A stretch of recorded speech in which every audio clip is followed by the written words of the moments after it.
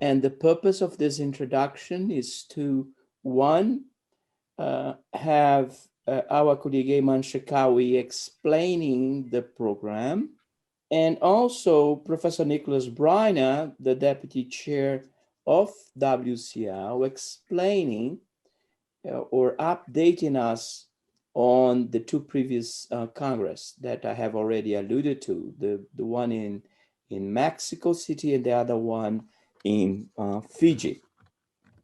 I believe the first to speak is Professor Nicholas Bryner, has been a member of the steering committee of WCL for many years. He has published environmental law in general, but specifically on environmental law in Latin America.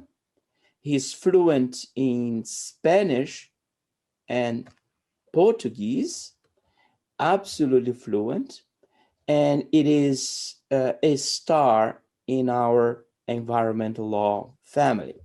He coordinated or co-coordinated the Inter-American Congress and helped with the design of the Oceania Congress together with our colleague Maria Muavezi, who was the main coordinator. So Professor Bryner. Good afternoon, and thank you very much, Justice Benjamin. And thank you also very much to our host, the Mohammed VI Foundation, and all of those who have been diligently working behind the scenes and on the scene to put this Congress together, both in Rabat and throughout the world. I'm sorry to not be able to be there in person with you today, but I'm glad to be able to participate, and I want to virtually welcome all of you and all the members of the World Commission on Environmental Law and other distinguished guests, jurists, and partners that we have joining with us today. It's a great honor to present a little about the two previous regional congresses that we've had and the overall idea for the Second World Environmental Law Congress, which unfortunately had been postponed since last year. But I'm very much looking forward to this event. This series, this World Environmental Law Congress, is the greatest and largest hybrid event that the World Commission on Environmental Law has put together. And we know that that is not necessarily the ideal, but in our current pandemic world, we're excited that we are able to have so much participation from so many people throughout the world. So building on the success that we had at the first World Environmental Law Congress in 2016 in Brazil, where we launched the IUCN World Declaration on Environmental Rule of Law. This year, we are looking at the beginning of the super decade, the 2020s, a critical decade for environmental law, principally for action with regard to climate change, but also to the other crises the other environmental crises that we face, desertification, water being the themes of this particular event in Africa. In many senses, environmental law has matured significantly over the past 50 years. It's been 49 years ago now that the UN Conference on the Human Environment met in Stockholm. And in this last 50 years, it's worthwhile to ask and consider the question about, what has environmental law succeeded? What have been the strengths and the failures of environmental law? And why has environmental law failed to address or failed to slow down the great loss of nature that Arnold Kreilhuber just mentioned a few moments ago? So if I can reflect on the series of events that we've had so far at the Inter-American Environmental Law Congress, we met earlier this month in Mexico City and discussed sort of three main components for an agenda for environmental law for these next 10 years that include a focus on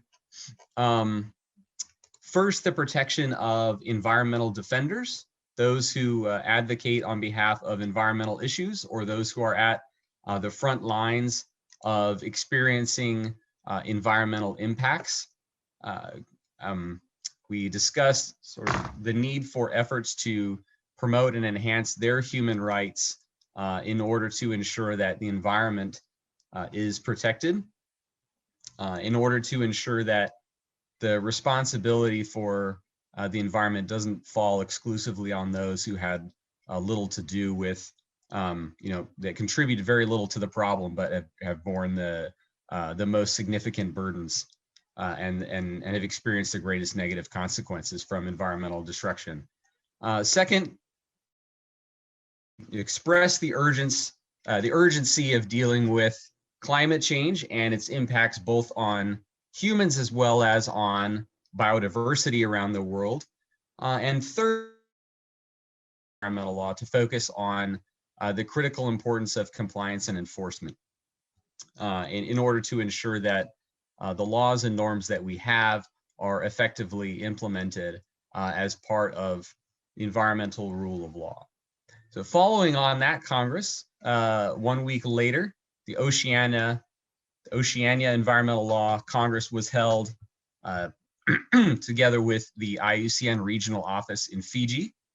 And coming out of that meeting was a declaration, a statement on advancing environmental law in the Pacific towards 2030 and beyond, which includes a statement of 10 priority areas for advancing environmental law in Oceania.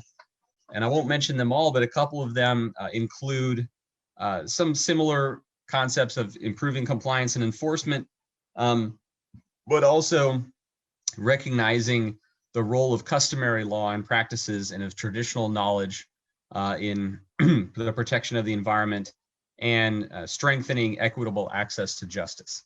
So, with these two events, we've had over 100 speakers and several hundred participants who have joined us for these events. And I'm very excited and looking forward to these next 2 days hearing the African Environmental Law Congress. It's a continent, of course, that is so diverse in its nature and climate and its people and in every sense of that word, covering 70 degrees of latitude in the Earth, such a wide expanse that includes, every sort of climate that is affected by climate change and by the biodiversity crisis that we face. So I want to challenge all of you, speakers and participants, over the next couple of days to consider, the new ways and new paths forward for Africa and for the world in strengthening environmental law over this next decade. What is our vision for the future, and what is the vision for all of us that work on environmental law in order to try to improve the environmental rule of law and safeguard the right to a healthy environment and ensure that we leave the world in a good place for future generations. And with that, I look forward to hearing from the rest of you, and I turn the time over to Ayman Sharkawi, who is also, I also want to thank for his tireless effort in organizing this event as well. Thank you. Thank you, Professor Bryner. Before we hear from my colleague Ayman Sharkawi, let me just mention that the IUCN 2016 Rio Declaration on the Environmental Rule of Law, a quite important and well-drafted document. Second, the 2018 Brazilian Declaration of Judges on Water Justice. As I mentioned in my remarks, there will be more than one panel on this, and it's a quite important document for our discussion. And finally, the draft declaration for this Congress that was prepared by the scientific committee. And I stress, it's a draft. We will be collecting suggestions from the chairs, the speakers, the participants, and in 2-3 weeks, we will be able to finalize the text. So those are the three most important documents that I would like to highlight at this point. And now I invite my colleague Herman Shekawi for a tour on the program, very complex, very robust, very dense program of our Africa Environmental Law Congress. Herman. Thank you very much, Ministro. It is such a pleasure, honor, and privilege to have contributed to this event taking place. And of course, I would like to acknowledge all the stakeholders that played such an important role in the constitution and establishment of this program. First and foremost, evidently, the scientific committee of this Congress, as it was introduced earlier by the Honorable Chair. I also wanted to acknowledge the participants here with us at the Hassan II International Center for Environment Training that took their time to be there physically, evidently, while respecting safe distancing. Everybody has more than 1 meter. Everybody has also access to sanitizers, and we are very keen to make sure that this event takes place in full respect of sanitary measures. And thank you, of course, for making the time to be with us here physically, and thank you as well for those that are with us virtually. Regarding the program, earlier, one of the opening speakers, I believe it was the Honorable Chair Ministro, Antonio, referred to the Olympic Games and the fact that this is taking place at the same time as the Olympic Games. And I want to also piggyback on that image and to indicate that this African Environmental Law Congress is part of a relay that is taking place all over the world, as was indicated by all the speakers. We are the third in a series of regional events, and was also indicated by our opening speakers is that we are very interconnected. While each of these events is taking place in a different region, the themes flow one into another. And as was also recalled by Professor Voigt in her remarks, is this interconnection that exists among and across our continents, not only through environmental aspects, but also through economic, social aspects. And as Ministro Antonio also reminded us, cultural dimensions also go clearly beyond borders. So when it comes to the program itself, we have just gone through a particularly inspiring opening ceremony, and now following the introduction provided by Professor Bryner, I'll be explaining the agenda. So the Congress is over 2 days. The session that will immediately succeed this one is a keynote presentation session that will allow us to go even more in depth when it comes to the substance of water, desertification, and climate change law in Africa. We'll have the honor and privilege of enjoying two co-chairs that will be co-chairing the session. Mrs. Kirsten Walker-Payne-Emilia is the chair for the IUCN Commission on Environment, Economic and Social Policy, as well as the director of the very center where we currently are, the Hassan II International Center for Environment Training, Mrs. Samira Ben Abdullah, who's sitting right next to me. We will then have within that session keynote speakers, but of course, I'll leave the privilege of introducing those keynote speakers to the co-chairs of that session. Following that, we'll have a short health break. Here at the center, we'll be able to enjoy some coffee.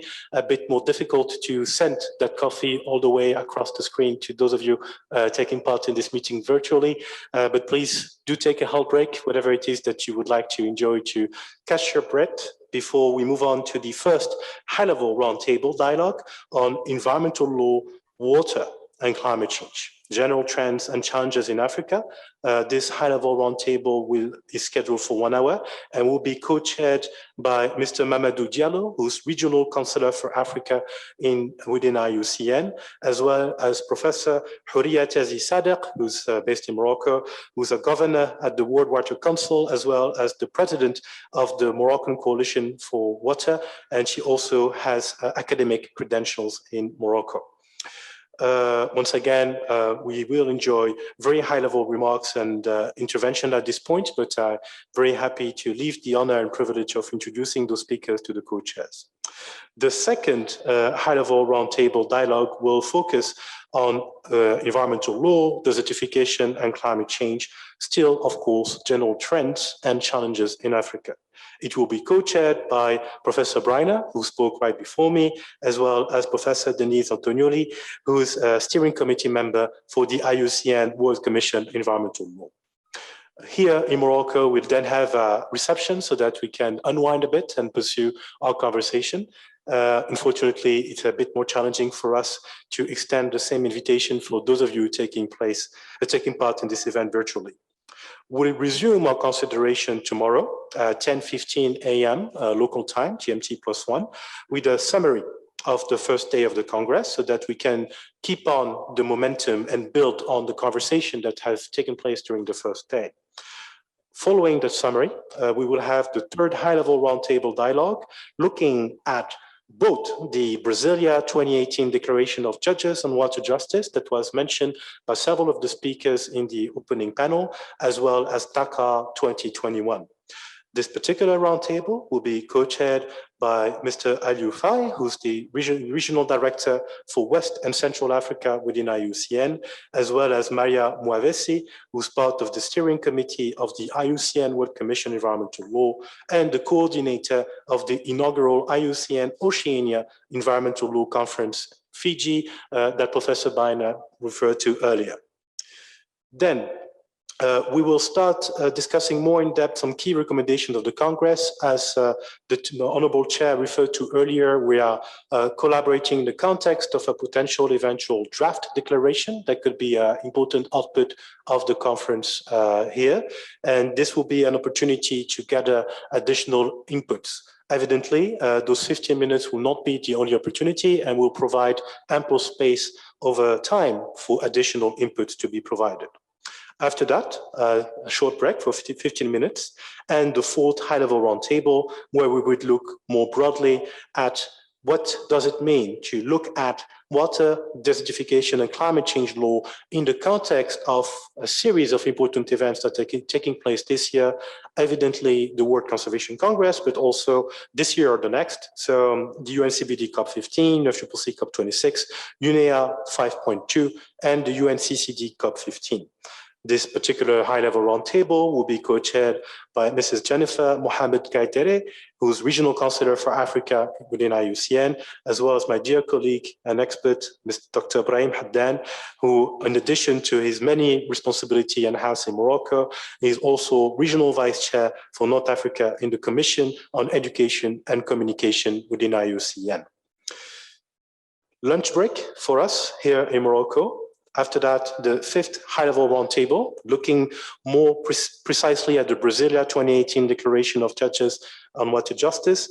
We are very honored and happy to enjoy a very high-level panel of justices from across the world with a specific focus on Africa, with the confirmed intervention by Justice Ragnhild Noah, who's part of the steering committee of the IUCN World Commission Environmental Law, Justice Sapana Pradhan Mala, who's part of the steering committee as well of the same commission.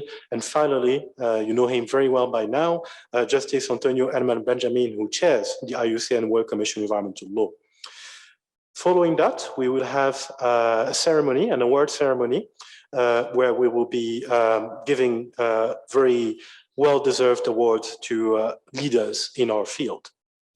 Finally, it'll be time for our closing, starting at 4 p.m. local time, the high-level closing session of the Congress, where we have the pleasure and privilege of benefiting from a closing high-level keynote address by Ms. Elizabeth Mrena, who is the Executive Secretary of the United Nations Convention on Biological Diversity. It will be followed by a closing ceremony and special thanks, which will be co-chaired by Greta Aguilar, who's the Deputy Director General of IUCN, and Professor Voigt, who very gracefully and with technical excellence, chaired the opening session earlier today. Professor Voigt is a steering committee member for the IUCN World Commission on Environmental Law, as well as professor at University of Oslo. And this concludes my overview and presentation of the program. Thank you very much, Chair.